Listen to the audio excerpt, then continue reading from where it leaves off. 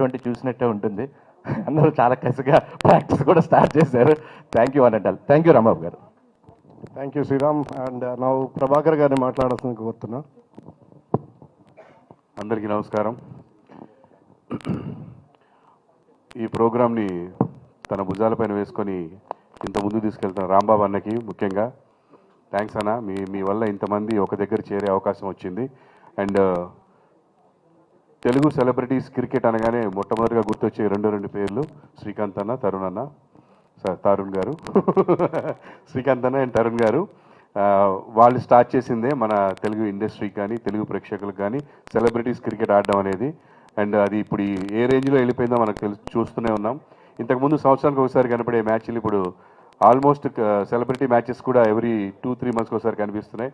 And ఈరోజు వైజాగ్లో 28th and 1st February 28th and 1st ఆడబోతున్న ఈ మ్యాచ్ ఒక మంచి కాజ్ కోసం కాబట్టి సినిమా నుంచి చాలామంది అలాగే టీవీ నుంచి కూడా ఎంతోమంది వస్తున్నారు. మా team TV kings team captain Pavan Sai, నేను దానికి మెంటర్గా ఉన్నాను. అండ్ మొన్ననే అనంతపూర్లో శ్రీకాంత్ రెడ్డి గారు అద్భుతమైన మ్యాచెస్ కండక్ట్ చేశారు. సో ఇలాగే క్రికెట్ అలా ప్రపంచంలో క్రికెట్ అలా వెళ్ళిపోతూనే ఉంది.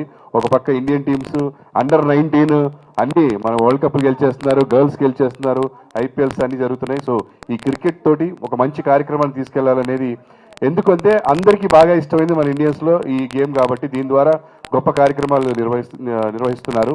సో ఆంధ్రప్రదేశ్లో వైజాగ్లో జరుగుతున్న ఈ మ్యాచ్ని అందరూ దిగ్విజయం చేయాలని మనస్ఫూర్తిగా కోరుకుంటూ స్పాన్సర్స్కి, మీడియా వారికి అందరికీ నా కృతజ్ఞతలు. Thank you so much.